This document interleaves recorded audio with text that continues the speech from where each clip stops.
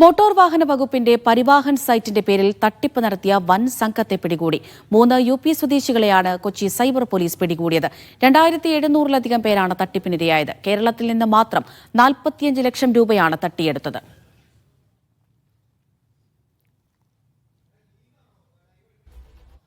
Nitin Xavier കൊച്ചിയിൽ നിന്ന് വിവരങ്ങൾ നൽകും. നിതിൻ, കേരളത്തിൽ നിന്ന് മാത്രം ഇവർ 45 ലക്ഷം രൂപയോളം തട്ടിയിട്ടുണ്ട് എന്ന് മനസ്സിലാക്കുന്നു.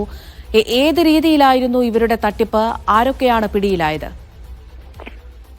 സമീപകാലത്ത് രാജ്യം തന്നെ കണ്ട വലിയ തട്ടിപ്പുകൾ ഒന്നാണ് ഇത്തരത്തിൽ ഉത്തർപ്രദേശ് സ്വദേശികളായ ആളുകൾ നടത്തിയിരുന്നത്. ഇവരെയാണ് ഇപ്പോൾ കൊച്ചി സൈബർ പോലീസ് വാരണാസിയിൽ നിന്ന് പിടികൂടിയിട്ടുള്ളത്. സംഘം 2700ഓളം ആളുകളെയാണ് തട്ടിപ്പിനിരയാക്കിയത്. കേരളത്തിൽ മാത്രം 500ഓളം ആളുകളെ ഇവർ തട്ടിപ്പിന് ഇരയാക്കിയിട്ടുണ്ട്. മോട്ടോർ വാഹന വകുപ്പിന്റെ പരിവാഹൻ സൈറ്റിന്റെ പേരിലായിരുന്നു തട്ടിപ്പ് നടത്തിയത്.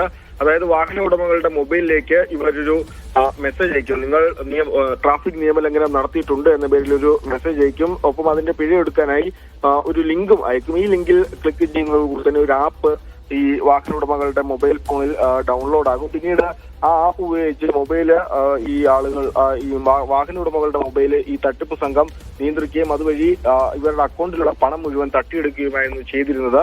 ഏതായാലും ഇവർക്ക് ഈ വാഹന ഉടമകളുടെ വിവരങ്ങൾ എവിടെ നിന്നാണ് ലഭിക്കുന്നതെന്ന കാര്യവും കൊച്ചി സൈബർ പോലീസ് കൃത്യമായി പരിശോധിച്ച് കണ്ടെത്തിയിട്ടുണ്ട്. കൊൽക്കത്തയിൽ ഉള്ള ഒരു സംഘമാണ് ഇവർക്ക് ഇത്തരത്തിൽ വാഹന ഉടമകളുടെ വിവരങ്ങൾ നൽകിയതെന്നാണ് കണ്ടെത്തിയിട്ടുള്ളത്. അവരെയും കേന്ദ്രീകരിച്ചുള്ള അന്വേഷണം നടത്തുന്നുണ്ട്. 45 ലക്ഷം രൂപയാണ് ഇതിനോടകം തന്നെ കേരളത്തിൽ നിന്നും ഇവർ തട്ടിയെടുത്തിട്ടുള്ളത്. ഈ വാരണാസിയിൽ നിന്ന് പിടികൂടിയ ഉത്തർപ്രദേശ് സ്വദേശികളുമായി കേരള പോലീസ് സംഘം നാളെ കേരളത്തിലെത്തും, കൊച്ചിയിലെത്തും. അതിനുശേഷമായിരിക്കും കൂടുതൽ അന്വേഷണത്തിലേക്ക് മറ്റും പോവുക. അമൃത, ശരീരത്തിൽ തുടരൂ. മറ്റൊരു വാർത്തയുടെ വിവരം കൂടി നിതിനിൽ നിന്ന് അറിയാനുണ്ട്.